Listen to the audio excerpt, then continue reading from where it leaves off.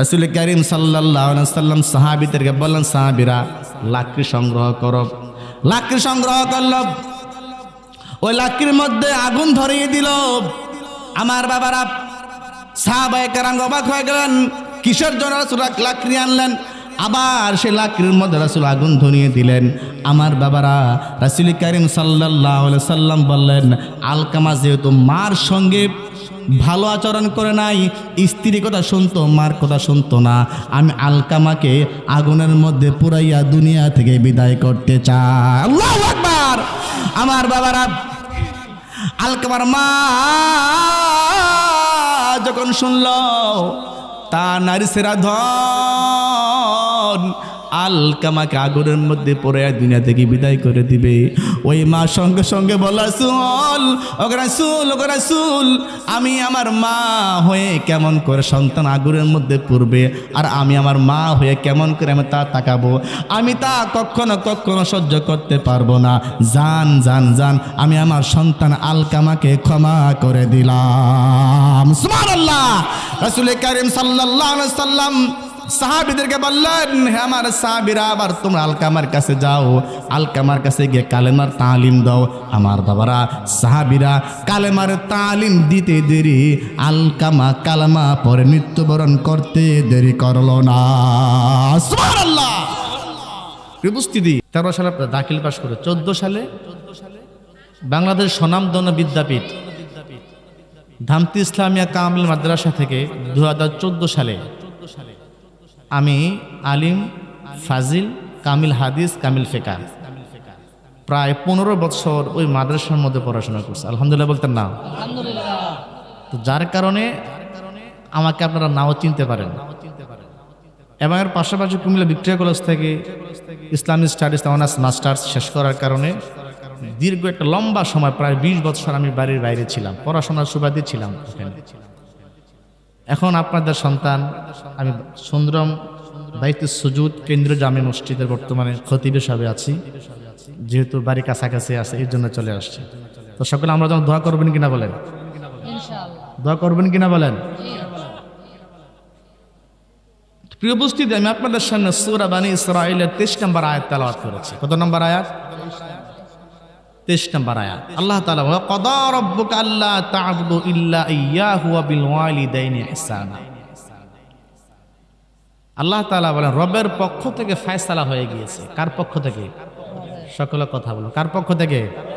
যে আল্লাহর পক্ষ থেকে কোনো বিষয় ফয়সালা হয়ে যায়, এই ক্ষেত্রে বান্দার কোনো শব্দ করার কোনো সুযোগ আছে? কথা বলার কোনো সুযোগ আছে? কারণ ফয়সালা কার? ফয়সালা কার? দুনিয়ার জমিনের মধ্যে আমাদের নেতাদের চরিত্র থেকে 2 রকম। কয় রকম? সকালে সিদ্ধান্ত দেয় এক, বিকালে সিদ্ধান্ত দেয় আরেক। ঠিক কিনা বলেন? তাদের চরিত্র 2 রকম, কিন্তু যে সিদ্ধান্ত রবের পক্ষ থেকে আসছে ওই সিদ্ধান্ত কখনো বান্দার পক্ষে পরিবর্তন করা সম্ভব না। তার সিদ্ধান্ত কার পক্ষ থেকে আসছে? আল্লাহ তাআলা বলেন, রবের পক্ষ থেকে ফয়সালা হয়ে গিয়েছে, সিদ্ধান্ত হয়ে গিয়েছে, আল্লাহ তা'বুদু ইল্লা, একমাত্র, শুধুই মাত্র, কেবলমাত্র ইবাদত করতে হবে কার? কার ইবাদত করতে হবে? ফার্স্ট স্টেজ আল্লাহ তাআলা বললেন একমাত্র ইবাদত করতে হবে একমাত্র আল্লাহ সুবহানাহু ওয়া তাআলা। সেকেন্ড স্টেজ আল্লাহ তাআলা বলেন, ওয়া বিল ওয়ালিদাইনি ইহসানা, আল্লাহর ইবাদতের পরে তোমাদের দায়িত্ব হলো পিতামাতার সঙ্গে ভালো ব্যবহার করা। সুবহানাল্লাহ। কারণ হলো আল্লাহ তাআলা ইম্মা ইয়াবলুগান্না ইনদাকাল কিবারা, আল্লাহ তাআলা বলেন এই জন্যে তুমি তোমার পিতামাতার সঙ্গে এই জন্যে ভালো ব্যবহার করবে, তোমাদের মধ্যে কেউ অথবা উভয় যদি কোনো বার্ধক্যের মধ্যে পড়ে যায়, মা কিংবা বাবা, 2 জনের মধ্যে একজন কিংবা 2 জন যখন বয়সের ছাপ যখন তাদের মধ্যে যখন পড়ে যায়, আহাদুহুমা আও কিলাহুমা ফালা তাকুল্লাহুম্মা উফ। তাদের সঙ্গে তোমরা উফ শব্দটি, তাদের সামনে তোমরা উফ শব্দটি ব্যবহার করবে না। সুবহানাল্লাহ বলতেন না। ওয়া কুল্লাহুমা কওলান কারীমা, আর তাদের সঙ্গে তোমরা সম্মানসূচক ভাষায় কথা বলো। এ কথা কার? এ কথা কার? তাহলে প্রথম কাজ হলো আল্লাহর ইবাদত করতে হবে। কার ইবাদত করতে হবে? আল্লাহর ইবাদত করতে হবে। কারণ হলো আল্লাহর ইবাদত করতে হবে এই জন্যেই, তিনি আমাদের খালেক, ঠিক কিনা বলেন? তিনি আমাদের সৃষ্টিকর্তা, আইনদাতা, হুকুমদাতা। এই জন্য তার ইবাদত ছাড়া অন্য কারো হুকুম মানা যাবে না। আর তার ইবাদত করতে হবে লা শারিকা লাহ, তার ইবাদতের সঙ্গে অন্য কাউকে শরীক করা যাবে না। কারণ হলো শিরকির গুনাহ অনেক বড়। আল্লাহ চাইলে বান্দার সমস্ত গুনাহগুলো আল্লাহ ক্ষমা করতে পারেন, পারেন কিনা বলেন? কিন্তু ইন্না শিরকা লা যুলমুন আযীম, শিরিক হলো সবচাইতে বড় জুলুম। এই জুলুম আল্লাহ তাআলা ক্ষমা করবে না যতক্ষণ না পর্যন্ত বান্দা তওবা না করে, ঠিক কিনা বলেন? কারণ হলো রাসূল কারীম সাল্লাল্লাহু আলাইহি সাল্লাম তার সাহাবী মুআজ রাদিয়াল্লাহু তাআলা আনহুকে রাসূল কারীম সাল্লাল্লাহু আলাইহি সাল্লাম বললেন, হে মুআজ, লা তুশরিক বিল্লাহি শাইআ, হে মুআজ, তুমি আমি আল্লাহর সঙ্গে শরীক করো না।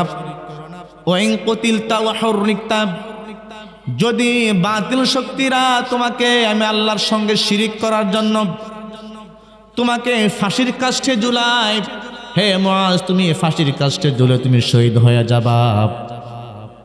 আর বাতিল শক্তি তোমাকে যদি আগুনে নিক্ষেপ করে দুনিয়া থেকে বিদায় হয়ে যাও, তাহলে আগুনে নিক্ষেপ হয়ে তুমি আগুনের মধ্যে তুমি নিক্ষেপ হয়ে শহীদ হয়ে যাবা।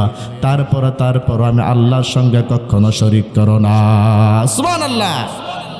অর্থাৎ হে মুআজ, ওয়াইন কুতিলতা ওয়া হুররিকতা, তোমাকে যদি তারা ফাঁসিও দেয় তাহলে ফাঁসির কাষ্ঠে ঝুলবা। যদি আগুনে পুড়িয়ে হত্যা করা হয় আগুনে পড়বা। তারপরও আল্লাহর সঙ্গে শরীক করা যাবে না। ইব্রাহিম আলাইহিস সালাতু ওয়াস সালাম আল্লাহ রাব্বুল আলামিনকে বলেন, রব্বুল আলামিন, কাল কিয়ামতের ময়দানে আমি হলাম তোমার খলিল, আমি হলাম তোমার বন্ধু। বন্ধুকে কেমন করে কাল কিয়ামতের ময়দানে লজ্জিত করে, অপমানিত করে। ওগো আল্লাহ, তোমার কাছে আমার ফরিয়াদ হলো, কাল কিয়ামতের ময়দানে আমাকে তুমি তোমার অসংখ্য উম্মতের সামনে, অসংখ্য বান্দার সামনে তুমি আমাকে লজ্জিত করো না। সুবহানাল্লাহ। হে আল্লাহ, আমাকে তুমি অসম্মানী করো না কাল কিয়ামতের ময়দানে। তোমার কাছে এটা ফরিয়াদ। আল্লাহ তাআলা বললেন, হে খালিল, ঠিক আছে, আমি আল্লাহ আপনাকে কাল কিয়ামতের ময়দানে অসম্মানী করব না। সুবহানাল্লাহ বলতেন না। কারণ হলো ইব্রাহিম আলাইহিস সালাতু ওয়াস সালামের বাবা আযর ছিল মূর্তি পূজারী। সে মূর্তি তৈরি করত, আল্লাহর সঙ্গে সে শিরক করত। এই জন্য ইব্রাহিম আলাইহিস সালাতু ওয়াস সালাম তার আল্লাহ তাআলাকে বললেন, আল্লাহ গো, মেহেরবানি করে কাল কিয়ামতের ময়দানে আমি ইব্রাহিম আলাইহিস সালাতু ওয়াস সালাম জান্নাতের মধ্যে যাব, আর আমার বান্দা আমার আব্বা জাহান্নামের মধ্যে যাবে, তা আমি সহ্য করতে পারবো না। মেহেরবানি করে আমাকে তুমি কাল কিয়ামতের ময়দানে অসংখ্য উম্মতের সামনে আমাকে তুমি লজ্জিত করো না। সুবহানাল্লাহ। আল্লাহ রাব্বুল আলামিন বলেন, ইব্রাহিম জান, আপনার দোয়া কবুল হয়ে যাবে। আমি আপনাকে কাল কিয়ামতের ময়দানে লজ্জিত করব না। ইব্রাহিম আলাইহিস সালাতু ওয়াস সালাম বলেন, কাল কিয়ামতের ময়দানে আমার যত অনুসারী আছে সবাই জান্নাতের মধ্যে যাবে। আর ওই সময় আমি আমার আব্বা আজরকে আমি খুঁজবো আমার আব্বাকে জান্নাতে নেওয়ার জন্য। আমার বাবারা ইব্রাহিম আলাইহিস সালাতু ওয়াস সালাম যখন তার বাবার কাছে যখন যাবেন বাবাকে জান্নাতে নেওয়ার জন্য, আমরা আল্লাহ রাব্বুল আলামিন ইব্রাহিম আলাইহিস সালাতু ওয়াস সালাম বাবা আর ইব্রাহিমের মধ্যে মাঝখানে একটা আল্লাহ তাআলা পর্দা ফালাই দিবেন। আর যখন ইব্রাহিম আলাইহিস সালাতু ওয়াস সালাম তার বাবার কাছে যাবে, তার বাবাকে খুঁজে পাবে না, খুঁজে পাবে না, খুঁজে পাবে না। তার বাবা যাবে জাহান্নামের মধ্যে আর ইব্রাহিম আলাইহিস সালাতু ওয়াস সালাম যাবে আল্লাহ জান্নাতের মধ্যে। সুবহানাল্লাহ। এর কারণ কি? ইব্রাহিম আলাইহিস সালাতু ওয়াস সালাম আল্লাহ রাব্বুল আলামিনকে বলবেন মাবুদ গো, আমি আমার বাবার কাছে আমি গেলাম, আমার বাবাকে আমি দেখলাম, হঠাৎ করে আমার বাবা আমার চোখ থেকে উধাও হয়ে গেল। আমার বাবা কোথায় গেল? আমি আমার বাবাকে অনেক জায়গার মধ্যে খুঁজলাম, কিন্তু আমার আব্বাকে আমি কোথাও খুঁজে পেলাম না। আল্লাহ রাব্বুল আলামিন ইব্রাহিম আলাইহিস সালাতু ওয়াস সালামকে বলবেন, হে ইব্রাহিম, আপনি আমার খলিল, আপনি আমার দোস্ত, আমি আপনার দোস্ত। হে ইব্রাহিম আলাইহিস সালাতু ওয়াস সালাম, আপনার বাবা কখনো কখনো কখনো আল্লাহ জান্নাতের মধ্যে প্রবেশ করবে না। কারণ হলো আপনার বাবা ছিল মূর্তি পূজারী। নাউজুবিল্লাহ। সে ছিল মূর্তি পূজারী, সে আমি আল্লাহর সঙ্গে শিরিক করেছে, এই জন্যে তার জায়গা আমি আল্লাহ জান্নাতের মধ্যে নয়, তার জায়গা হলো আমি আল্লাহর জাহান্নামে। নাউজুবিল্লাহ বলতেন না? তার ইবাদত করতে হবে একমাত্র শিরিক মুক্ত, ঠিক কিনা বলেন? একমাত্র শিরিক মুক্ত ইবাদত করতে হবে। 2 নাম্বার হলো ওয়াবিল ওয়ালিদাইনি ইহসানা, পিতা মাতার সঙ্গে ভালো ব্যবহার করতে হবে। সুবহানাল্লাহ বলতেন না?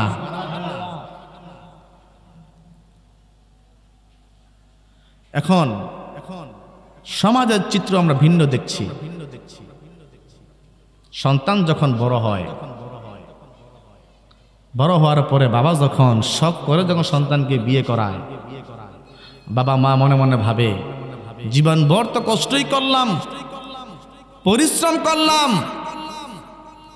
এখন সন্তানকে বিয়ে করিয়ে সন্তানের বউ যখন ঘরের মধ্যে আসবে, ঘরের সমস্ত দায় দায়িত্ব সন্তানের স্ত্রীর হাতে দিয়ে আমি দায় থেকে মুক্ত হব। বাকি সময় আল্লাহ যতটুকু রাখে বাকি সময়টা আল্লাহর ইবাদতের মধ্যে কাটিয়ে দেব।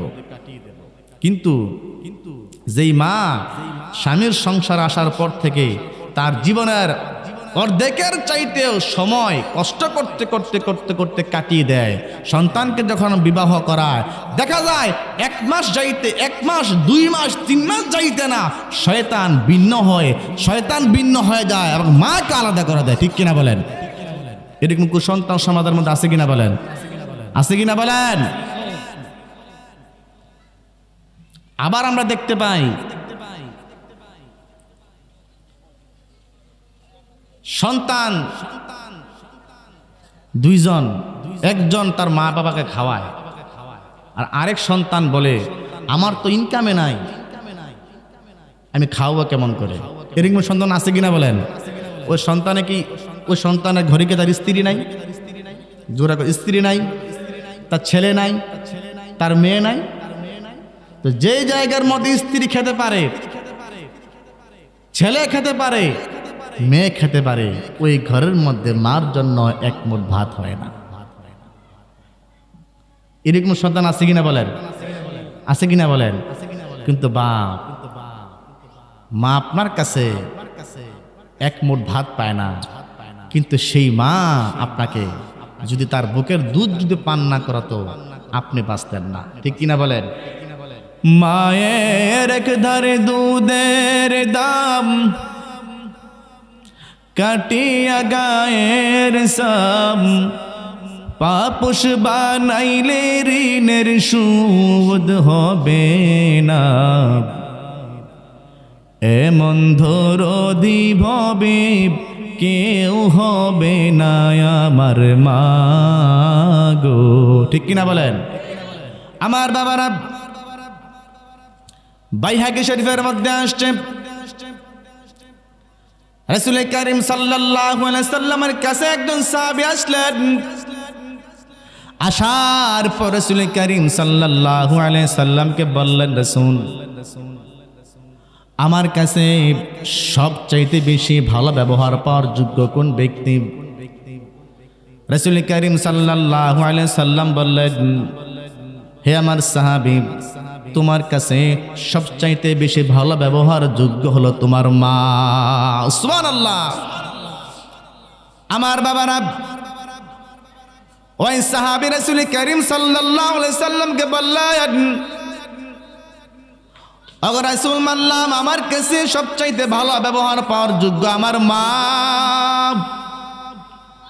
এরপরে আপনি আমাকে বলবেন কিনা এরপরে ভালো ব্যবহার পাওয়ার যোগ্য কোন ব্যক্তি? রাসূল করিম সাল্লাল্লাহু আলাইহি সাল্লাম বললেন, তোমার মা। এবার আপনারা যদি বুঝে থাকেন সঙ্গে সঙ্গে উত্তর দিবেন। রাসূল করিম সাল্লাল্লাহু আলাইহি সাল্লামের মার কথা বললেন কয়বার? জোরে বলেন, কয়বার? ওই সাহাবী রাসূল করিম সাল্লাল্লাহু আলাইহি সাল্লামকে আসলেন।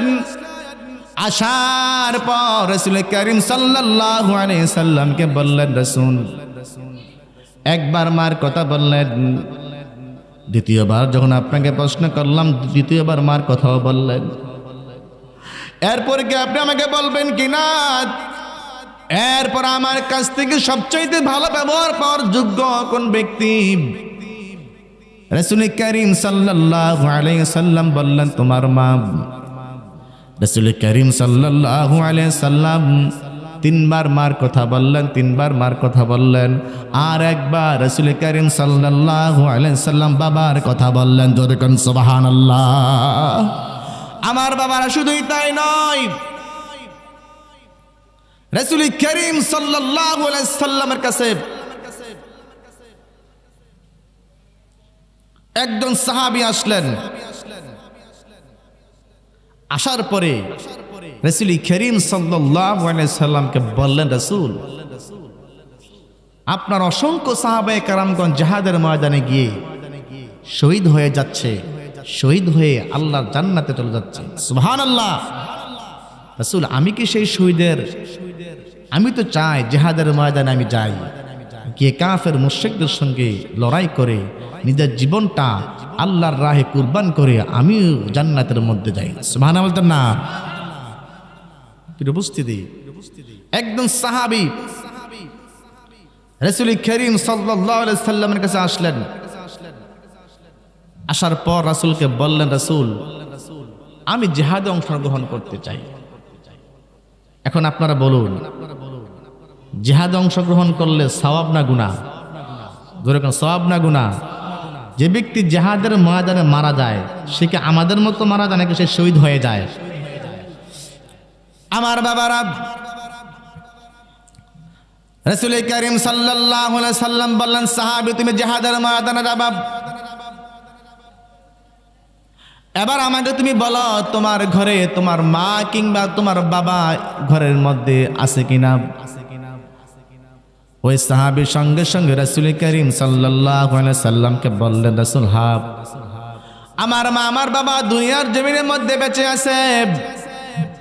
রাসূল করিম সাল্লাল্লাহু আলাইহি সাল্লাম বললেন, সাহাবী, তোমার মা তোমার বাবা এই দুনিয়ার মধ্যে বেঁচে আছে, আমাকে মেহেরবানি করে বলবি কিনা তোমার মা ঘরের মধ্যে কোন অবস্থার মধ্যে আছে?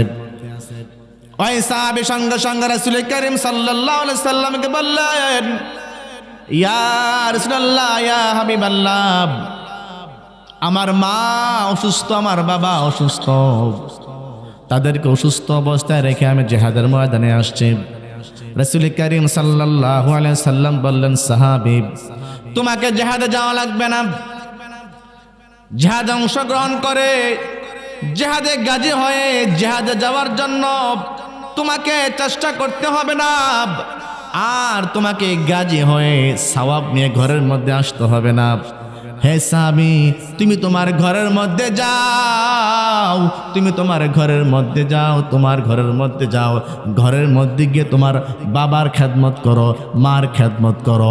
জিহাদের ময়দানের মধ্যে গিয়ে কাফির মুশরিকদের সঙ্গে লড়াই করে যেই পরিমাণ সওয়াব তোমার আমলনামার মধ্যে আল্লাহ রাব্বুল আলামিন দিবেন, যাও যাও যাও যাও, মার খেদমত করো, বাবার খেদমত করো, ওই পরিমাণ সওয়াব আমরা আল্লাহ তোমার আমলনামার মধ্যে দিয়ে দিবেন। সুবহানাল্লাহ। ওই পরিমাণ সওয়াব দিয়ে দিবেন কে? দিয়ে দিবেন কে? প্রিয় উপস্থিতি,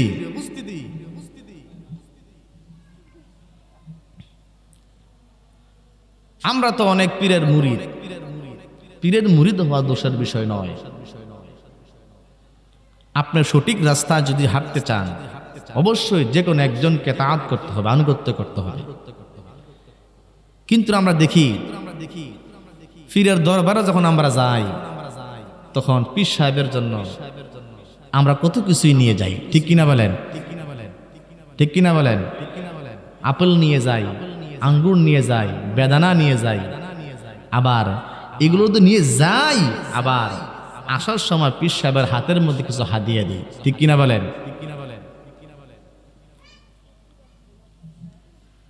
উপস্থিতি, আপনি পীর সাহেব হুজুরকে হাদিয়া দিবেন, এটা সুন্নাহ। পীর সাহেব হুজুরের জন্য আপ্যায়নের ব্যবস্থা করবেন, তা সুন্নাহ।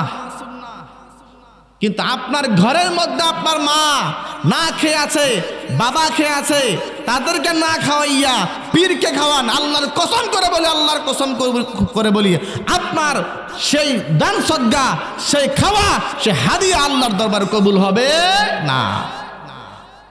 আর যদি আপনি আপনার সাধ্য মতো যদি সামান্য কিছু উপটোকন মার কাছে নিয়ে যান, একটা কমলা কিনলেন, কমলা কেনার পরে সোলার পরে একটা কমলার টুকরা মার মুখের মধ্যে দিয়ে দিলেন, আল্লাহর কসম করে বলি আল্লাহর আরশ খুশি হয়ে যাবে। ঠিক কিনা বলেন? আমার বাবারা, রাসূল করিম সাল্লাল্লাহু আলাইহি সাল্লাম তার মাকে কত সম্মান করতেন। একদিন রাসূল করিম সাল্লাল্লাহু আলাইহি সাল্লাম সাহাবীদের সামনে বসা, সাহাবীদেরকে দ্বীনের তালিম দিচ্ছেন, হাদিসের তালিম দিচ্ছেন, কোরআনের তালিম দিচ্ছেন। হঠাৎ করে একজন মহিলা রাসূল করিম সাল্লাল্লাহু আলাইহি সাল্লামের সামনে আসলেন। রাসূল করিম সাল্লাল্লাহু আলাইহি সাল্লাম ওই মহিলার দিকে তাকালেন, তাকিয়ে রাসূল করিম সাল্লাল্লাহু আলাইহি সাল্লাম দাঁড়িয়ে গেলেন। সাহাবায়ে কেরাম অবাক হয়ে গেলেন। একজন বৃদ্ধ মহিলা রাসূলের কাছে আসছে। রাসূল ওই মহিলাকে দেখতে দেরি, রাসূল দাঁড়াইতে দেরি করলো না। সুবহানাল্লাহ। সাহাবায়ে কেরাম অবাক হয়ে গেলেন, কি এমন সম্মানিত মহিলা, যেই মহিলাকে দেখি আল্লাহ নবী সাইয়্যিদুল মুরসালিন খাতামান নবিয়্যিন আশরাফুল আম্বিয়া, ওই নবী ওই মহিলাকে দেখে রাসূল দাঁড়িয়ে গেলেন। শুধুই তাই নয়, রাসূল করিম সাল্লাল্লাহু আলাইহি ওয়াসাল্লাম তার গায়ের মধ্যে একটা চাদর ছিল, চাদরটা রাসূল করিম সাল্লাল্লাহু আলাইহি সাল্লাম সঙ্গে সঙ্গে বিছিয়ে দিলেন। ওই মহিলার হাতের মধ্যে ধরলেন, হাতের মধ্যে ধরে রাসূল করিম সাল্লাল্লাহু আলাইহি সাল্লাম তার পবিত্র চাদরের মধ্যে ওই মহিলাকে বসালেন। সুবহানাল্লাহ। সাহাবায়ে কেরাম অবাক হয়ে গেলেন। ওই মহিলার ইজ্জত কত বেশি, ওই মহিলার সম্মান কত বেশি। সাহাবীরা কোনো কথা বলতেছে না। ওই মহিলা রাসূল করিম সাল্লাল্লাহু আলাইহি সাল্লামের কানে কি যেন কিছু বললেন। বলার পরে ওই মহিলা সঙ্গে সঙ্গে ঘর থেকে বের হয়ে গেলেন। আমার বাবা রাসূল করিম সাল্লাল্লাহু আলাইহি সাল্লামকে সাহাবীরা প্রশ্ন করলেন, ইয়া রাসূলুল্লাহ, ইয়া হাবিবাল্লাহ, আমাদের জীবনটা আপনার জন্য কুরবানি হয়ে যাক। কি এমন সম্মানিত মহিলা যেই মহিলাকে আপনি দেখে দাঁড়িয়ে গেলেন, শুধু আপনি দাঁড়ান নাই, আপনার চাদরের মধ্যে বসার মতো এই পৃথিবীর মধ্যে কোনো ব্যক্তির সাহস নাই, ক্ষমতা নাই, কিন্তু আপনার চাদর মোবারকটা সঙ্গে সঙ্গে বিছায়া দিলেন, সঙ্গে সঙ্গে বিছায়া দিলেন। আর ওই মহিলা সঙ্গে সঙ্গে আপনার চাদরের মধ্যে বসলো, আর আপনি কত বিনয়ের সঙ্গে তার সঙ্গে কথা বললেন। আর ওই মহিলা কানে কানে আপনার কাছে কি যেন বলল, আবার ওই মহিলার সঙ্গে সঙ্গে চলে গেল। আপনি কি আমাকে মেহেরবানি করে বলবেন কিনা রাসূল, ওই মহিলাকে তার এত সম্মান আপনি দিলেন, তার এত ইজ্জত আপনি দিলেন। রাসূল করিম সাল্লাল্লাহু আলাইহি সাল্লাম রসুল উমরা করো, সেই উমরা আল্লাহ কবুল করতে পারো না করতে পারেন, এর গ্যারান্টি তুমি দিতে পারবে না। কিন্তু রাসূল করিম সাল্লাল্লাহু আলাইহি সাল্লাম বলেন, হে আমার সাহাবীরা তোমরা সকলে শোনো, যদি কোনো একজন নেককার বান্দা, যদি কোনো একটা নেককার বান্দা তার মার চেহারার দিকে রহমতের নজরে তাকায়, রাসূল করিম সাল্লাল্লাহু আলাইহি সাল্লাম বলেন, একটা কবুল হজ করলে, একটা হজ করলে, যে হজটা আল্লাহ রাব্বুল আলামিন কবুল করেছেন, ওই হজের সওয়াব আল্লাহ বান্দার আমল নামার মধ্যে দিয়ে দেয়। সুবহানাল্লাহ। আমার বাবারা, সাহাবায়ে কেরাম অবাক হয়ে গেলেন, হারে লক্ষ লক্ষ টাকা খরচ করলে হজ করতে আমরা যাই, কিন্তু সেই হজ কবুল হতে পারে নাও হতে পারে। কিন্তু কোন সাহাবী যদি, কোন নেককার বান্দা যদি একবার তার মার চেহারার দিকে রহমতের নজরে তাকায়, আমার রাসূল করিম সাল্লাল্লাহু আলাইহি সাল্লাম বলেন, একটা কবুল হজের সওয়াব আমার আল্লাহ বান্দার আমলনামার মধ্যে দিয়ে দিবেন। আল্লাহু আকবার। সাহাবীরা অবাক হয়ে গেলেন। এরপর একজন সাহাবী রাসূল করিম সাল্লাল্লাহু আলাইহি সাল্লামকে বললেন, ইয়া রাসূলুল্লাহ, ইয়া হাবিবাল্লাহ, যদি আমি আমার মার দিকে রহমতের নজরে দুইবার তাকাই। রাসূল করিম সাল্লাল্লাহু আলাইহি সাল্লাম বলেন, হে আমার সাহাবী, তুমি যদি তোমার মার চেহারার দিকে রহমতের নজরে দুইবার তাকাও, দুইটা কবুল হজের সওয়াব তোমার আমল নামার মধ্যে আল্লাহ দিয়ে দিবে। সুবহানাল্লাহ। আমার বাবারা,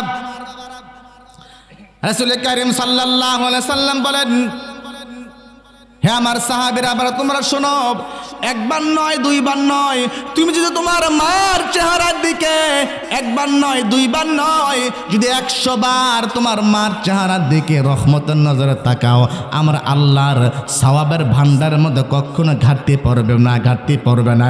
100 বার তুমি যদি তোমার মার চেহারার দিকে রহমতের নজরে তাকাও, একটা নয় 100টা কবুল হাজার সওয়াব তোমার আমলনামার মধ্যে আল্লাহ দিয়ে দেবেন। সুবহানাল্লাহ। রাসূল করিম সাল্লাল্লাহু আলাইহি ওয়াসাল্লাম হাদিসের মধ্যে বলেন, আল্লাহ রাব্বুল আলামিন তিনজন ব্যক্তির দোয়া সঙ্গে সঙ্গে কবুল করেন, লা শাক্কা ফিহিন্না। এই দোয়া কবুল করার ক্ষেত্রে কোনো সন্দেহ নাই, দোয়া করতে দেরি, দোয়া কবুল হতে দেরি না। সাহাবায়ে কেরামগণ রাসূল করিম সাল্লাল্লাহু আলাইহি ওয়াসাল্লামকে বললেন, হে রাসূল, কি এমন দোয়া, কোন এমন ব্যক্তি যে ব্যক্তি দোয়া করলে সঙ্গে সঙ্গে দোয়া কবুল হয়ে যায়? লা শাক্কা ফি, এর মধ্যে কোনো সন্দেহ নাই, দোয়া করতে দেরি রে বাবা, দোয়া কবুল হতে দেরি হয় না। সুবহানাল্লাহ। আমার বাবারা, রাসূল করিম সাল্লাল্লাহু আলাইহি সাল্লাম বলেন, হে আমার সাহাবীরা, দাওয়াতুল মাজলুম ব্যক্তি যখন দোয়া করে, ব্যক্তির দোষ নাই। এমন অনেক ব্যক্তি আছে, তার কোনো দোষ নাই, তার কোনো অপরাধ নাই, একমাত্র ইসলামী আন্দোলন করার কারণে, কোরআনের আন্দোলন করার কারণে, আল্লাহর জমিনে আল্লাহর দিনের কথা বলার কারণে নিরপরাধ মানুষদেরকে ধরে জেলখানার মধ্যে ঢুকায়া দেয়। ঠিক কি বলেন? শুধুই তাই নয়, আমরা দেখেছি যে মানুষটা 50 বছর দেশ এবং দেশের বাইরে তাফসির পেশ করেছে, কোরআনের তাফসির করেছে, ওই মানুষটাকে ধর্ষণের মামলা দিয়া জেলখানার মধ্যে ফুরাইয়া ফেসিস হাসিনা দুনিয়া থেকে বিদায় করে দিয়েছে। ঠিক কিনা বলেন? আল্লাহ তাআলা বলেন, হাদিসে কুদসির মধ্যে আসছে, ওই নিরপরাধ মানুষ, মাজলুম, যে মানুষটার কোনো দোষ নাই, কোনো অপরাধ নাই, ওই মাজলুম ব্যক্তি যখন আল্লাহ তাআলার কাছে হাত তুলে দোয়া করে, ওগো আল্লাহ, বিনা অপরাধে তারা আমাকে দোষী সাব্যস্ত করলো, কোনো দোষ করলাম না, অপরাধ করলাম না, একমাত্র তোমার হুকুম মানার কারণে, তোমার জমিনে তোমার দিন কায়েম করার কারণে তারা আমাকে ফাঁসি দিয়েছে, তারা আমাকে হত্যা করেছে। গো মাওলা, তোমার কাছে ফরিয়াদ, তারা হলো জালেম, আমি হলাম মাজলুম। মাজলুমের দোয়া তুমি নাকি কবুল করো। যদি ওই মাজলুম ব্যক্তি যখন দুইটা চোখের পানি ফেলে ওই জালেমের জন্য যখন বরদোয়া করে, আমরা আল্লাহ তাআলা বলেন, লা শাক্কা ফিহিন্না, কোনো সন্দেহ নাই, আমি আল্লাহ রাব্বুল আলামিন সঙ্গে সঙ্গে ওই মাজলুম ব্যক্তির দোয়া কবুল করে। ঠিক কিনা বলেন? হাসিনা মনে মনে ভাবছিল, আমি যতক্ষণ দুনিয়ার মধ্যে বেঁচে আছি ততক্ষণ আমি ক্ষমতার মধ্যে থাকবো। এই মাজলুম ব্যক্তিগুলো দোয়া করার কারণে জামাত চেষ্টা করছে পতনের জন্য, পারে নাই। বিএনপি চেষ্টা করছে পতনের জন্য, পারে নাই। মাত্র কয়েকজন ছাত্ররা আন্দোলন করার কারণে হাসিনাকে এই দেশ থেকে বিদায় হতে হয়েছে। ঠিক কিনা বলেন? আমার বাবারা, মাজলুমের দোয়া সঙ্গে সঙ্গে কবুল হয়ে যায়। আমার বাবারা, এই জন্যে নিরপরাধ মানুষদের উপর জুলুম করবেন না। সে বৌদ্ধ হোক, খ্রিস্টান হোক, হিন্দু হোক, মুসলমান হোক, যদি আপনি নিরপরাধ মানুষদের উপর জুলুম করেন, সে যদি আপনার জন্য হাত তুলে দুইটা চোখের পানি ফেলে আপনার জন্য বরদোয়া করে, আল্লাহর কসম করে বলি, দোয়া করতে দেরি, সেই দোয়া কবুল হতে দেরি হবে না। সুবহানাল্লাহ। আমার বাবারা, রাসূল কারীম সাল্লাল্লাহু আলাইহি সাল্লাম বললেন, এবার 2 নাম্বার তোমরা শোনো, দাওয়াতুল মুসাফির। যদি ওনার মুসাফির বান্দা দোয়া করে, রাসূল কারীম সাল্লাল্লাহু আলাইহি সাল্লাম বলেন, ওই মুসাফির দোয়া করতে দেরি, সেই দোয়া আল্লাহ কবুল করতে দেরি করে না। আমার বাবারা, সাহাবায়ে কেরামগণ বললেন, ইয়া রাসূলুল্লাহ, ইয়া হাবিবাল্লাহ, আপনি কি আমাকে বলবেন না, মাল্লা মাজলুম ব্যক্তি দোয়া করলে দোয়া কবুল হয়ে যায়, মুসাফির ব্যক্তি দোয়া করলে দোয়া কবুল হয়ে যায়, আপনি কি আমাকে বলবেন না 3 নাম্বার ব্যক্তিরা কেটা? রাসূল কারীম সাল্লাল্লাহু আলাইহি সাল্লাম বলেন, হে আমার সাহাবীরা, তোমরা শোনো, তোমার মা কিংবা বাবা তোমার জন্য যদি হাত তুলে দোয়া করে, সেই দোয়া আল্লাহ তাআলা সঙ্গে সঙ্গে কবুল করে ফেলেন। সুবহানাল্লাহ।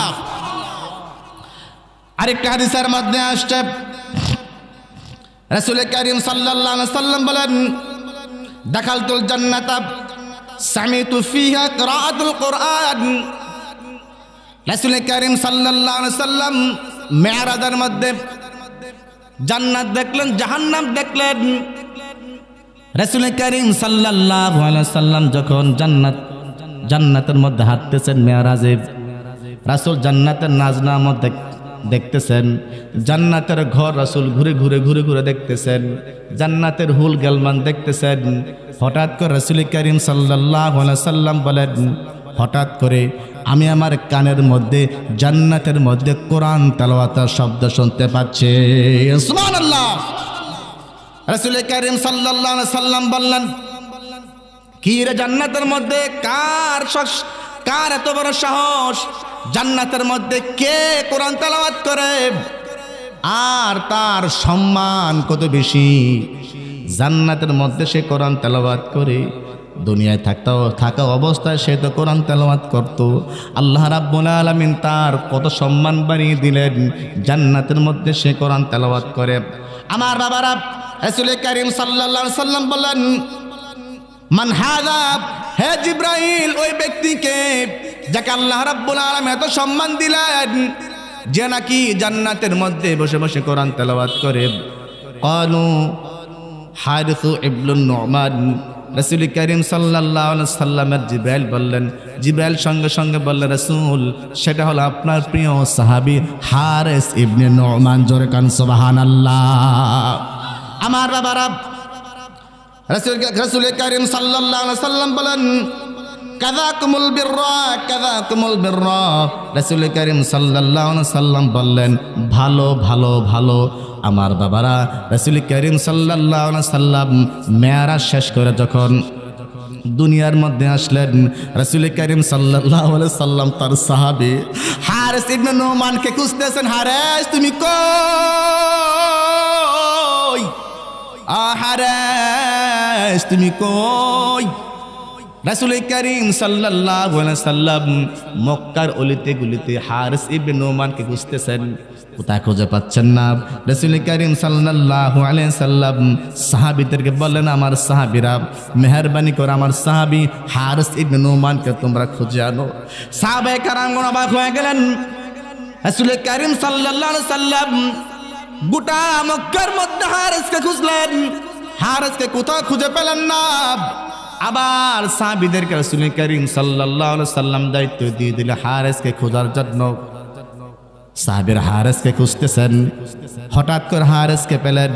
হারিস কানার পরে রাসূল কারীম সাল্লাল্লাহু আলাইহি সাল্লাম বলে, হারিস রে, ও হারিস, তোর কি সম্মান আমার আল্লাহ দিয়েছে। আল্লাহু আকবার। তোর কি সম্মান আল্লাহ দিয়েছে রে হারিস। ও হারিস, আমি জান্নাতের মধ্যে গেলাম, মেরাজের মধ্যে আমি গেলাম, মেরাজের মধ্যে আমি গিয়ে জান্নাত দেখলাম, জাহান্নাম দেখলাম, হুর দেখলাম, জান্নাতের সমস্ত নাজ নিয়ামত দেখলাম।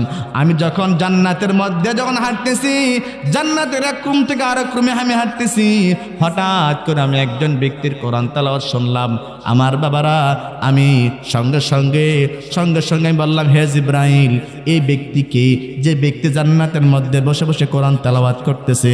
আর আমাকে সঙ্গে সঙ্গে আমার ভাই বলে, জিবরাইল বললেন, ওগো রাসূল, আপনি কি জানেন না সেটা হলো আপনার সাহাবী হারিস ইবনে নুমান। সুবহানাল্লাহ। আমার বাবারা,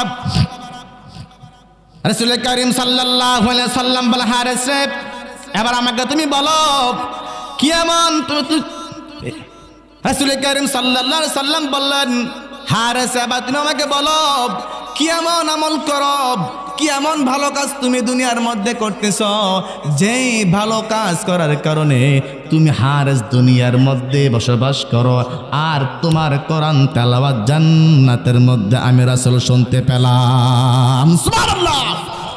আমার বাবারা, হারিস ইবনে নুমান সঙ্গে সঙ্গে বললেন, ওগো রাসূল, আমার জীবনটা আপনার জন্য কুরবানি হয়ে যাক। আমি তেমন কোনো ভালো কাজ করি না, আমি 5 ওয়াক্ত নামাজ হেফাজত করি, আপনার আনুগত্য করি, নিয়মিত কোরআন তেলাওয়াত করি, হজ করি, জাকাত দেই, ইসলামের হুকুম হাকামগুলো আমি পালন করার চেষ্টা করি। রাসূল কারীম সাল্লাল্লাহু আলাইহি সাল্লাম বলে, হারিস রে, আমাকে তুমি এই বুঝ দিও না, এই বুঝ দিও না, তোমার মতো আর অসংখ্য সাহাবায়ে কেরামরা তো নামাজ পড়ে, হজ করে, যাকাত দেয়, ইসলামের হুকুম হাকামগুলো মানে, তাদের কথা তো আমি জান্নাতের মধ্যে শুনতে পেলাম না, তাদের তেলাওয়াত আমি জান্নাতের মধ্যে শুনতে পেলাম না। হে হারিস, আমাকে মেহেরবানি করে তুমি বলো, মানলাম নামাজ পড়ো, মানলাম তুমি রোজা রাখো, মানলাম রে হারিস তুমি যাকাত দাও, হে মানলাম রে হারিস তুমি হজ করো, হুকুম হাকামগুলো তুমি মানো, আমি মানলাম। এবার আমাকে মেহেরবানি করে বলো, হারিস রে, কি এমন স্পেশাল, তুমি কি এমন কাজ করো, যে কাজ করার কারণে তোমার গলার কণ্ঠ আমি জান্নাতের মধ্যে শুনতে পেলাম। আল্লাহু আকবার। আমার বাবারা, রাসূল কারীম সাল্লাল্লাহু আলাইহি সাল্লাম বললেন, হে হারিস, আমাকে তুমি মেহেরবানি করে বলো, কি এমন কাজ তুমি করো রে হারিস, তখন হারেস ইবনে নুমান তিনি সঙ্গে সঙ্গে রাসূল করিম সাল্লাল্লাহু আলাইহি সাল্লামকে বললেন, রাসূল আমার একটা মা আছে, আমার এই মা বৃদ্ধ, আমার এই মা অসুস্থ।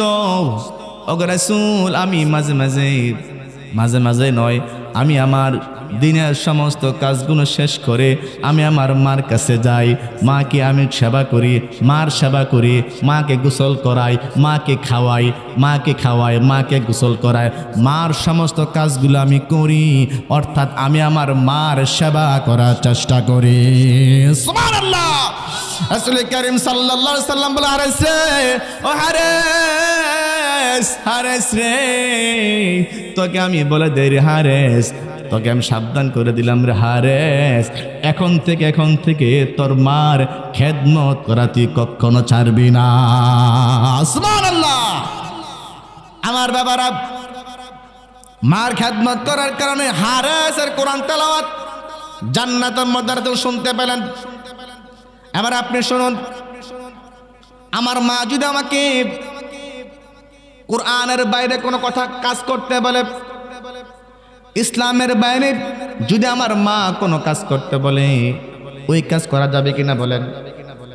জোরে কোন ওই কাজ করা যাবে কিনা বলেন? আর জোরে কোন ওই কাজ করা যাবে কিনা বলেন? মা যদি বলে ফুট মাজারে গিয়ে সাজদা দে, সাজদা দেওয়া যাবে কিনা বলেন? জোরে কোন সাজদা দেওয়া যাবে কিনা বলেন? মা যদি বলে ফুট আল্লাহর সঙ্গে শিরিক করা যাবে কিনা বলেন? আমার বাবারা, মা যেমনই হোক না কেন, মা খ্রিস্টান হোক, মা হিন্দু হোক, মা অন্য ধর্মের হোক, মাই, ঠিক কিনা বলেন? ওগো মা তুমি এই ধরনের শ্রেষ্ঠ নিয়ামত, তোমারই পদ তলে রয়েছে জান্নাত, ঠিক কিনা বলেন? জোরে কোন ঠিক কিনা বলেন? ওগো মা তুমি এই ধরনের শ্রেষ্ঠ নিয়ামত, তোমারই পদ তলে রয়েছে জান্নাত।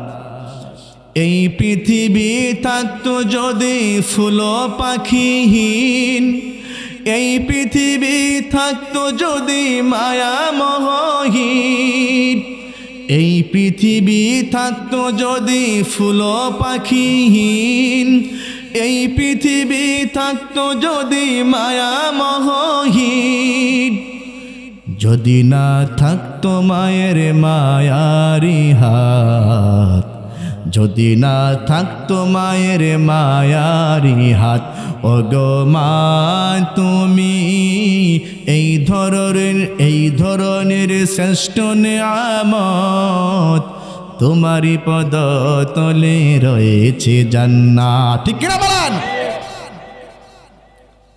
আমার বাবারা, রাসূল করিম সাল্লাল্লাহু আলাইহি সাল্লাম একজন সাহাবী সাদ বিন আবি ওয়াক্কাস রাদিয়াল্লাহু তাআলা আনহু, তিনি কালেমা গ্রহণ করলেন। জামাত কয়টায়? শেষ করবো কটার দিকে? আমাদের স্পেসিফিক বললাম, আমি ওই অনুযায়ী শেষ করে ফেলতাম আর কি। প্রিয় উপস্থিতি, রাসূলের সাহাবী সাদ বিন আবি ওয়াক্কাস রাদিয়াল্লাহু তাআলা আনহু, তিনি কালেমা গ্রহণ করেছেন। সুবহানাল্লাহ বলেন। কালেমা গ্রহণ করার পরে তিনি তার মার কাছে আসলেন। মার কাছে আসার পরে তার মা বললেন, সাদ, আমি তোমাকে মক্কার অনেক জায়গায় খুঁজলাম, তোমাকে আমি কোথাও খুঁজে পেলাম না, সারাদিন তুমি কোথায় ছিলে? সাদ বিন আবি ওয়াক্কাস রাদিয়াল্লাহু তাআলা আনহু বললেন, মা আমি সারাদিন রাহমাতুল লিল আলামিনের দরবারের মধ্যে ছিলাম। সুবহানাল্লাহ। মা বললেন, মুহাম্মদের কাছে তুমি কেন গিয়েছো? সাদ বিন আবি ওয়াক্কাস বললেন, মা আমি দীর্ঘ একটি সময় মূর্তি পূজারূপ ছিলাম, মূর্তির পূজা করতাম, শিরিক করতাম। এখন রাসূলের হাতে হাত রেখে বায়াতবদ্ধ হয়ে কালেমা পড়ে মুসলমান হয়ে গেলাম। সুবহানাল্লাহ। কিন্তু মা মুশরিক। মা কি? জোরে কর, মা কি? মা মুশরিক। মা বলল, সাদ তুমি এতিম মোহাম্মদের দরবারে গেছো, এতিম মোহাম্মদের দরবারের মধ্যে গিয়ে কালেমা পরে মুসলমান হয়ে গিয়েছো, তুমি তো আমার বংশের মধ্যে চুনকারি লাগছো। নাউজুবিল্লাহ বলতেন না? আমার বাবারা, সাদ বিন আবি ওয়াক্কাস রাদিয়াল্লাহু তাআলা আনহু বলেন, মা আমি মুহাম্মাদের হাতে হাত রেখে কালেমা পড়ে মুসলমান হয়ে গিয়েছি, জীবন চলে যেতে পারে তারপর আমি কালেমা ছাড়ব না। সাদ বিন আবি ওয়াক্কাস রাদিয়াল্লাহু তাআলা আনহুর মা বললেন, সাদ রে, এবার তুমি শোনো, তুমি যদি মুহাম্মাদের কালেমা না ছাড়ো, আমি তোমার মা, তোমাকে 10 মাস 10 দিন তোমাকে আমি গর্ভে ধারণ করেছি, 3টা বৎসর তোমাকে আমি দুধ পান করেছি রে সাদ, তুমি যদি এখন মুহাম্মাদের কালেমা না ছাড়ো, আমি তোমার মা সারা দিন না খেয়ে দুনিয়া থেকে বিদায় হয়ে যাব। নাউজুবিল্লাহ বলতেন না? আমি না খাওয়া বন্ধ করে দেব। সাদ বিন আবি ওয়াক্কাস রাদিয়াল্লাহু তাআলা আনহু তিনি রাসূল করিম সাল্লাল্লাহু আলাইহি সাল্লামের দরবারে গেলেন। রাসূল করিম সাল্লাল্লাহু আলাইহি সাল্লামের দরবারের মধ্যে গিয়ে সমস্ত কথা তিনি খুলে বললেন। রাসূল করিম সাল্লাল্লাহু আলাইহি সাল্লাম বলেন, সাদ রে, এখন তুমি কালেমা পরে মুসলমান হয়ে গিয়েছো, কালেমা পরে মুসলমান হয়ে গিয়েছো, মা তোমাকে যদি বলে শিরিক করার জন্য, তখন মার কথা মানা যাবে না, আবার মার সঙ্গে তুমি খারাপ ব্যবহার তুমি করতে পারবে না। সুবহানাল্লাহ। সাদ বিন আবি ওয়াক্কাস রাদিয়াল্লাহু তাআলা আনহু তিনি তার ঘরের মধ্যে গেলেন। ঘরের মধ্যে গিয়ে তার মাকে দায়িত্বহীন করে বললেন, হে আমার মা, তুমি যদি না খেও এই জায়গার মধ্যে মৃত্যুবরণ করো, আমি কালেমা ছাড়বো না। আমার বাবারা, ওই মা কি করলেন, মরুভূমির মধ্যে গেলেন, উত্তপ্ত বালিকানার মধ্যে দাঁড়িয়ে গেলেন।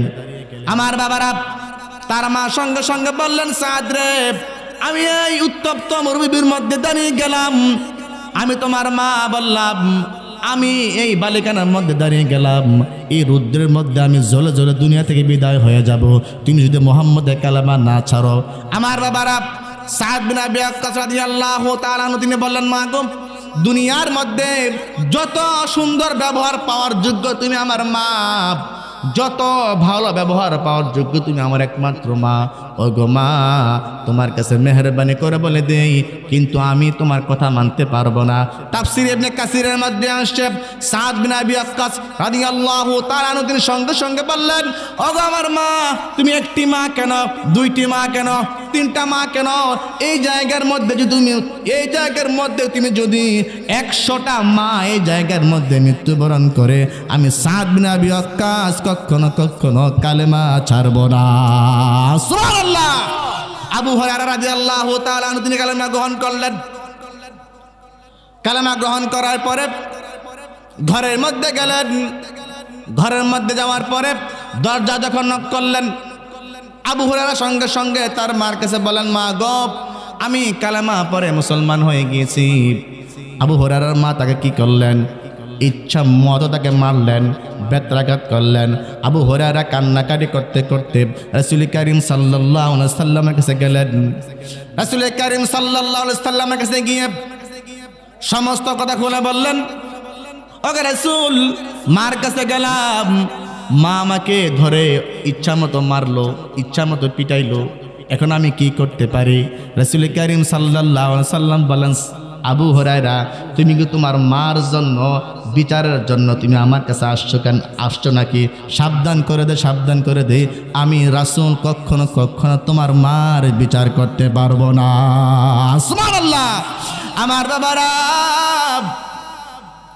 আবু হুরায়রা সঙ্গে সঙ্গে বললেন, ইয়া রাসূলুল্লাহ, ইয়া হাবিবাল্লাহ, আমি আমার মার জন্য এখানে বিচারের জন্য আমি আসি নাই, আপনি রহমাতাল লিল আলামিন, আপনি যদি মেহেরবানি করে আমার মার জন্য একটু দোয়া করেন, দোয়া করেন, আশা করি আপনার দোয়া করতে দেরি আমার আল্লাহ দোয়া কবুল করতে দেরি করবে না। আল্লাহু আকবার। আমার বাবারা, রাসূল করিম সাল্লাল্লাহু আলাইহি সাল্লাম তার 2টা হাত সঙ্গে সঙ্গে তুললেন। সঙ্গে সঙ্গে তোলার পরে রাসূল করিম সাল্লাল্লাহু আলাইহি সাল্লাম দোয়া করতেছেন। আবু হুরায়রা কি করলেন? একটা দৌড় দিলেন ঘরের উদ্দেশ্যে। রাস্তা দিয়ে যখন দৌড় দিলেন, সাহাবায়ে কেরামগণ অবাক হয়ে গেলেন। মক্কার মধ্যে সবচাইতে ভদ্র নম্র সাহাবী হলো আবু হুরায়রা। আবু হুরায়রার কি হলো? সাহাবায়ে কেরামগণ বললেন, হে আবু হুরায়রা, তোমার কি হলো? তোমার মা অসুস্থ কিনা আমাদেরকে বলো। সে সঙ্গে সঙ্গে বললেন, না, আমার মা অসুস্থ নয়। আবার সাহাবায়ে কেরামগণ বললেন, আবু হুরায়রা, আমাদেরকে বলো ঘরের মধ্যে কোনো সমস্যা হয়েছে কিনা? না, আমার কোনো সমস্যা হয় নাই। আবু হুরায়রা বলে, হে রাসূলুল্লাহর সাহাবী, আমাকে ছেড়ে দাও, ছেড়ে দাও, ছেড়ে দাও, আমাকে ছেড়ে দাও, ছেড়ে দাও, আমাকে তোমরা ছেড়ে দাও। আমি একটা দৌড় মারতে চাই, আমি দেখতে চাই আমি যাওয়ার আগে রাসূলের দোয়া কবুল হয়েছে কিনা, নাকি আমি যাওয়ার পরে রাসূলের দোয়া কবুল হয়েছে তা দেখার জন্য আমি রাসূলের দরবার থেকে আমার ঘরের উদ্দেশ্যে একটা দৌড় দিলাম। সুবহানাল্লাহ। আমার বাবারা, আবু হুরায়রা সঙ্গে সঙ্গে ঘরের মধ্যে গেলেন, দরজা নক করলেন। আবু হুরায়রার মা বললেন, কে? আবু হুরায়রা সঙ্গে সঙ্গে বলেন, মা, আমি তোমার সন্তান আবু হুরায়রা। মা বলল, আবু হুরায়রা, একটু অপেক্ষা করো, আমি আসতেছি। মা গোসল করলেন, পবিত্র হলেন।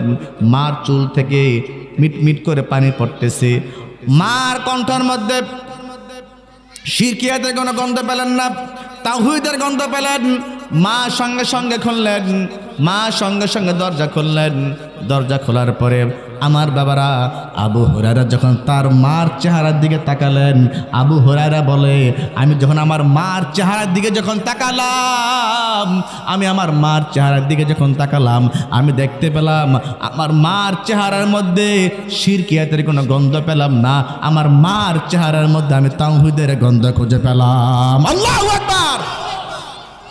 সঙ্গে সঙ্গে তার মা বলে, আবু হুরায়রা, আমি তোমার মা, না বুঝে তোমার উপর জুলুম করেছি, না বুঝে আমি তোমার উপর অত্যাচার করেছি, তোমাকে আমি মেরেছি, আমি তোমার মা। আবু হুরায়রা, আমি তোমার মা, তোমার কাছে ক্ষমা চাই, আর আমাকে তুমি রাসূলের কাছে নিয়ে যাও। রাসূলের কাছে গিয়ে আমি কালেমা পড়ে মুসলমান হয়ে যাই। সুবহানাল্লাহ। মা সঙ্গে সঙ্গে কালেমা পড়ে মুসলমান হয়ে গেলেন। লা ইলাহা ইল্লাল্লাহু মুহাম্মাদুর রাসূলুল্লাহ সাল্লাল্লাহু আলাইহি ওয়াসাল্লাম। আমার বাবারা, সর্বশেষ একটা হাদিস বলে আমি শেষ করে দিচ্ছি। আলকামা একজন সাহাবী ছিল, রাসূলের খুবই মহব্বতের সাহাবী, ভালোবাসার সাহাবী। আলকামার যখন বয়স হয়ে গেল, সে মৃত্যু শয্যায় চলে গেল। রাসূল কারীম সাল্লাল্লাহু আলাইহি ওয়াসাল্লামের সাহাবীরা রাসূলের কাছে গেলেন। রাসূলের কাছে গিয়ে সাহাবীরা রাসূল কারীম সাল্লাল্লাহু আলাইহি ওয়াসাল্লামকে বললেন, রাসূল, আপনার প্রিয় সাহাবী আলকামা অসুস্থতার মধ্যে পড়ে আছে, তাকে আমরা কালেমা তালকিন দিচ্ছি, কিন্তু তার মুখ থেকে কালেমা বের হচ্ছে না। নাউজুবিল্লাহ। আপনি কি মেহেরবানি করে আলকামার বাড়িতে একটু যাবেন কিনা? রাসূল কারীম সাল্লাল্লাহু আলাইহি সাল্লাম বললেন, হে আমার সাহাবীরা, তোমরা আলকামার মাথার পাশে বসবা, মাথার পাশে বসে তাকে কালেমার তালিম দিবা। কারণ হলো রাসূল কারীম সাল্লাল্লাহু আলাইহি সাল্লাম বললেন, যে ব্যক্তির মৃত্যুর আগে কালেমা পড়ে যাবে, সে সঙ্গে সঙ্গে সঙ্গে আল্লাহর জান্নাতের মধ্যে চলে যাবে। সুবহানাল্লাহ। আমার বাবারা, সাহাবীরা আলকামাকে কালেমার তালকিন দিচ্ছেন, কিন্তু আলকামার মুখ থেকে কালেমা বের হচ্ছে না। সাহাবায়ে কেরাম অবাক হয়ে গেলেন, রাসূলের তো প্রিয় সাহাবী আলকামা, তার মুখ থেকে কালেমা বের হচ্ছে, তার মুখ থেকে কালেমা বের হচ্ছে না। রাসূল কারীম সাল্লাল্লাহু আলাইহি সাল্লাম তার কাছে আসলেন। আসার পর যখন দেখতে পেলেন রাসূল স্বয়ং তাকে কালেমা তালকিন দিচ্ছেন, কিন্তু তার মুখের মধ্যে কালেমা আসতেছে না। আমার বাবারা, রাসূল কারীম সাল্লাল্লাহু আলাইহি সাল্লাম বললেন, আমার সাহাবীরা, দেখো তার ঘরের মধ্যে কে আছে। আমার বাবারা, একজন সাহাবী আলকামার ঘরের মধ্যে গেলেন। ঘরের মধ্যে যাওয়ার পরে একজন সাহাবী দেখতে পেলেন একটা বৃদ্ধ মহিলা ঘরের মধ্যে শুয়ে আছে। ওই সাহাবী রাসূল করিম সাল্লাল্লাহু আলাইহি সাল্লামের কাছে আসলেন। আসার পর রাসূলকে বললেন, রাসূল, আলকামার ঘরের মধ্যে একজন মহিলা খুঁজে পেলাম, আমার কাছে মনে হয় এটা হলো আলকামার মা ঘরের মধ্যে শুয়ে আছে। সুবহানাল্লাহ। আমার বাবারা, রাসূল করিম সাল্লাল্লাহু আলাইহি সাল্লাম আলকামার মার কাছে গেলেন। আলকামার মার কাছে যাওয়ার পরে রাসূল করিম সাল্লাল্লাহু আলাইহি সাল্লাম তার মাকে বললেন, হে আমার মা, আলকামা আপনার কি হয়? ওই মহিলার সঙ্গে সঙ্গে বললেন, আমার হলো আলকামা হলো আমার একমাত্র সন্তান। রাসূল করিম সাল্লাল্লাহু আলাইহি সাল্লাম বললেন, হে আমার মা, আপনি কি আমাকে মেহেরবানি করে বলবেন কিনা আলকামা আপনার কাছে কেমন ছিল? আমার বাবার আলকামার মা সঙ্গে সঙ্গে বললেন, ইয়া রাসূলুল্লাহ, ইয়া হাবিবাল্লাহ, আলকামা 5 ওয়াক্ত নামাজ পড়তো, হজ করত, রোজা রাখতো, ইসলামের হুকুম হাকামগুলো মানত। আলকামার মতো ভালো মানুষ মক্কার মধ্যে সাল্লাল্লাহু আলাইহি সাল্লাম বললেন, আলকামা যদি এত ভালো মানুষ হয়ে থাকে, কিন্তু আলকামার মুখ থেকে কেন কালেমা বের হচ্ছে না? রাসূল করিম সাল্লাল্লাহু আলাইহি সাল্লাম বললেন, মা গো, আমি জানি আলকামা মক্কার মধ্যে অনেক ভালো একটা মানুষ, কিন্তু আপনি আমাকে মেহেরবানি করে বলবেন কিনা আলকামার কোনো বদ কোনো অভ্যাস আছে কিনা, খারাপ কোনো অভ্যাস আছে কিনা? আলকামার মা